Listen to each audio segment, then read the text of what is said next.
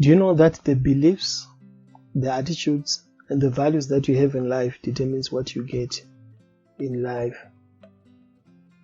In actual fact, what we call culture is basically the beliefs that we have, the attitudes that we have, and the values that we have concerning anything in our lives. The term economic culture is defined as the beliefs, attitudes, values that have a bearing on how individuals conduct their economic activities. In this episode, number 1, we'll discuss the view of the sources of prosperity in Africa. We'll talk about how us as African people view the sources of prosperity and how that determines what we get and what we have been getting as Africans. Hi, my name is John Samwane. Welcome to our first episode of the African Culture Matters podcast. This series of podcasts are based on the book African Culture Matters: How to Transform a Continent by Changing Mindsets. This is the book that I've written, and I'm just going through the book using this platform and just discuss some of the things that I've written in that book so that we can all benefit from this book. But to start off with, we shall discuss about a favorite subject of mine, the African Continental Free Trade Area.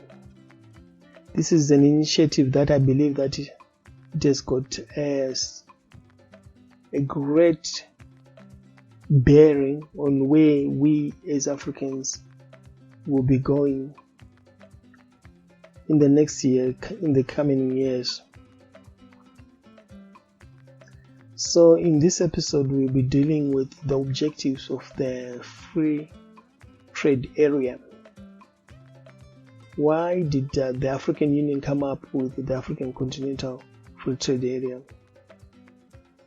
They say that the objectives of this free trade area is to create a single continental market for goods and services. So what this means is that they want to join the markets of Africa, or should we say the countries, and to produce one single market out of them.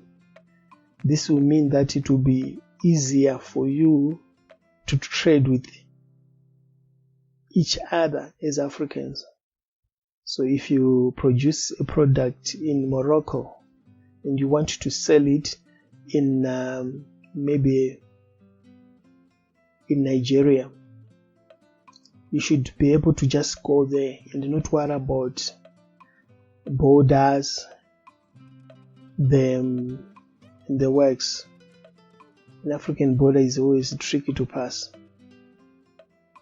So they've proposed that they want a single market to be formed out of all the African countries that have signed up, which are virtually all of them. So this is an opportunity for the businessmen. This is an opportunity for the African child to say, okay, look now, your markets are now bigger than what they used to be. As African business people would concentrate our marketing and our markets usually in our local areas, maybe in your rural area. But for now, you'll be offered an opportunity to sell your products across Africa. This is a game changer. This means that now you can afford to specialize on a product that you can then spread into the rest of Africa. So I advise business people among us, entrepreneurs, would-be entrepreneurs, to look at this initiative, the African Continental Free Trade Area. This is an opportunity for us to go big, to scale. The other objective of this free trade area is the free movement of business persons and investments. So ideally, it will be easy for business people to move in Africa for status. And I foresee later it will be easy for every African person to move in Africa, to go and do business in in one country and then move easily to go to another country without worrying about visas, without worrying about the borders, because Africa is our home. I believe that this continent is full of potential, lots of potential, but we've not been realizing it because we have been concentrating our lives in small places, and for that reason the economies of scales have not been working to our advantage. So that is for today, the African Continental Free Trade Area facts. I shall continue bringing you this as I put this idea in front of you in each and every episode, that you may realize that we've got an opportunity here as Africans to become better.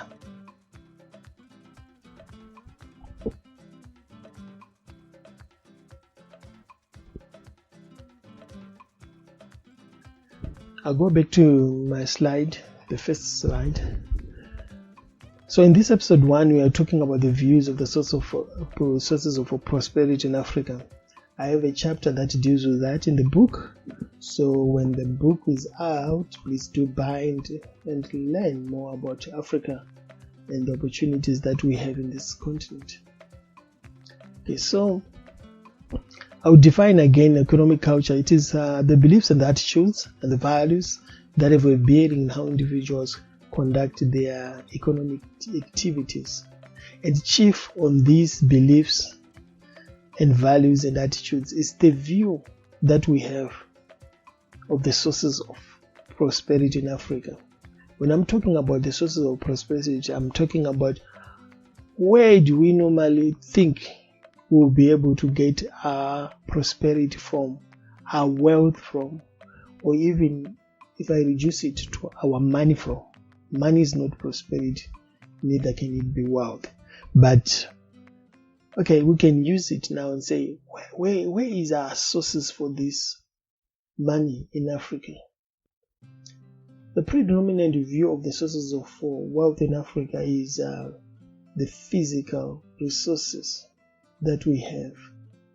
In Africa, we are rich in gold, we are rich in diamonds, we have got some oil, we are rich in all the resources that you can think of.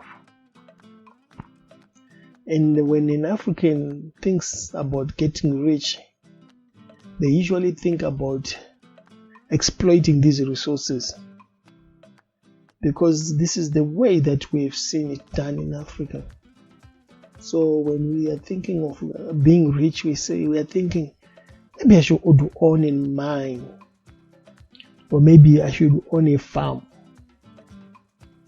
maybe I should own a game park or something like that. The control of physical resources. I'm not saying that there is no money in those things. Actually, we've been raised by the exploitation of those things.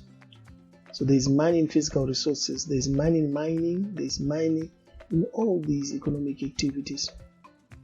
But I want our mindset to shift a bit, to think other sources of wealth, other sources of prosperity. Do you know that money can bring you more money? You can invest using your money and become more prosperous than the farmer that is farming or the miners that is mining. So our mindsets as Africans may need to shift a little bit. Let's think of other sources of wealth, which is not only the ones that we are traditionally used to. The other source of wealth in Africa is access to government favors.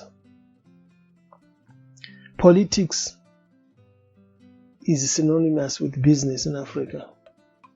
So if someone wants to get rich, they will think politician, because having access to a politician or being a politician is an opportunity to make money on this continent.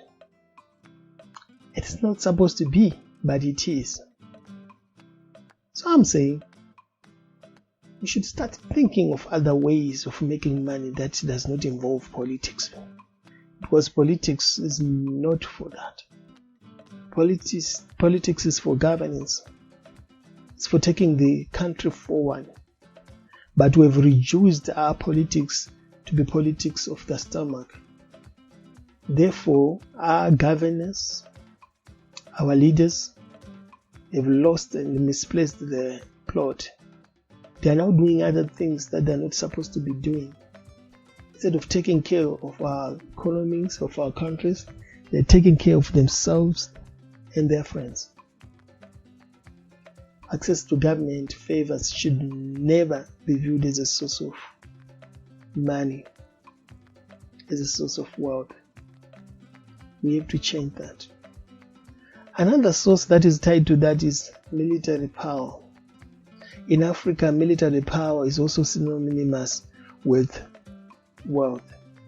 If you've got a gun and if you are a military officer, you've got access. This is the case in Africa. And the challenge with that is that we are producing a military force that is not for the people, but is for their tummies. We are producing a set of people that worry more about themselves than do they worry about the people that they're supposed to take care of. We have to change that narrative. We have to change that culture. It's not good for wealth to come from national duty like military. It's not supposed to be like that. The last point that I have is the idea that there are limited sources of wealth. What this means is that usually in our minds, wealth is a finite resource. We as Africans, we believe that there's a limit to what we can get. So our dreams are limited to the obvious.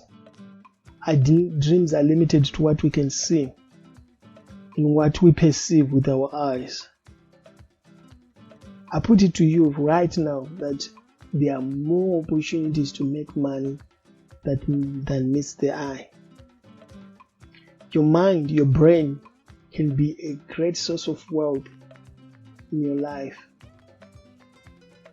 But you have to start thinking.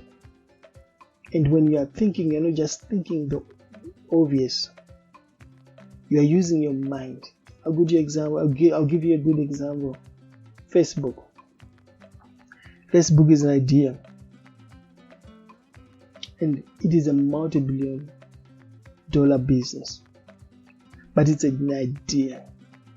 There's no cultivation there. There's no mining there. But the business is making more money than some of the mines. Why? Because there is money in ideas. So I'm just challenging you, my African brother and sister, and say maybe you should start thinking. Let's view this idea that we get only rich because when we exploit our resource, let's look at it, let's view at it critically and see if it makes sense now. There are other opportunities that are of value in Africa, and those opportunities are businesses. You should think critically. You should think solutions for this continent. That's where your money is. So as I wrap this first episode of the African Culture Matters podcast, I just want to leave you with this idea. African child, start thinking. We cannot depend on resources alone as Africans. We cannot depend on access to government favors. We cannot continue depending on military power to make money. We cannot continue thinking that there are limited opportunities in Africa or in the world for that matter. We should think that there are more opportunities to make money in this life. And as you think, those ideas will start coming up. You should not just take life as a given in Africa. You should not just believe that, well, this is the only way it can be. Because there are other opportunities out there. There are other opportunities to make money. There are other opportunities to be of value. There are other opportunities to be a solution. Because when you are a solution, money will come to you. Thank you very much for listening to this podcast and this video. Please make sure that you subscribe on the buttons that are down there in the comment section. Please leave a message. Encourage me as we start this channel. I'm sure that we will improve as we go on. Thank you very much for listening. I'll see you in the next episode number 2. African culture does matter. Thank you.